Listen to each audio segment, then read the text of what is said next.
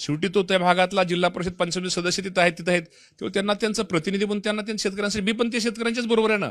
मी तरी काय वेगळा आहे का? शेतकऱ्या माझा मुलगा जरी असला तरी शेवटी ते शेतकऱ्याला पाणी नाही मिळालं तर त्यांनी त्या आंदोलनात सहभागी झाला पाहिजे. शेवटी तो त्या लोकांचा प्रतिनिधी, त्या शेतकऱ्यांचा तो प्रतिनिधी आहे. शेतकऱ्यांची मागणी चुकीची नाही आहे. शेतकऱ्यांची मागणी एकदम बरोबर आहे.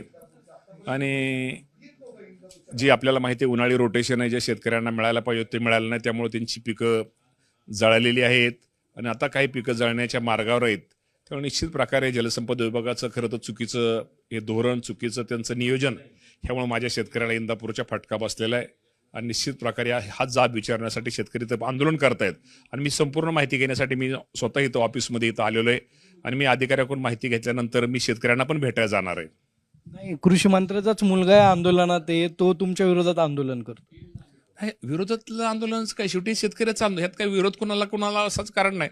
शेवटी तो त्या भागातला जिल्हा परिषद पंचायत सदस्य तिथं आहेत तेव्हा त्यांना त्यांचं प्रतिनिधी म्हणून त्यांना त्यांच्या शेतकऱ्यांसाठी मी पण ते शेतकऱ्यांच्याच बरोबर आहे ना. मी तरी काय वेगळा आहे का? शेतकऱ्या माझा मुलगा जरी असला तरी शेवटी ते शेतकऱ्याला पाणी नाही मिळालं तर त्यांनी त्या आंदोलनात सहभागी झाला पाहिजे. शेवटी तो त्या लोकांचा प्रतिनिधी, त्या शेतकऱ्यांचा तो प्रतिनिधी आहे. पण मग इंदापूरचं पाणी कोणी पळवलं? इंदापूरचं पाणी आता आम्हाला निराडाव्याला पाणी बरं मिळतंय, बाकीकडे भीमा नदीला पाणी मिळतंय, उजनीला पाणी फक्त खडकवासल्याच्या बाबतीमध्येच आमच्या शेतकऱ्यावरती अन्याय होतोय. आणि आम्ही टेलला असल्यामुळं तर खरं तर टेल टू हेड असं नियोजन असतं, पण थोडं कुठंतरी अधिकाऱ्यांच्या चुकीमुळे त्यामध्ये थोडं नियोजनात चूक झालेली आहे आणि त्यामुळे हा शेतकऱ्याला त्याचा फटका बसतोय.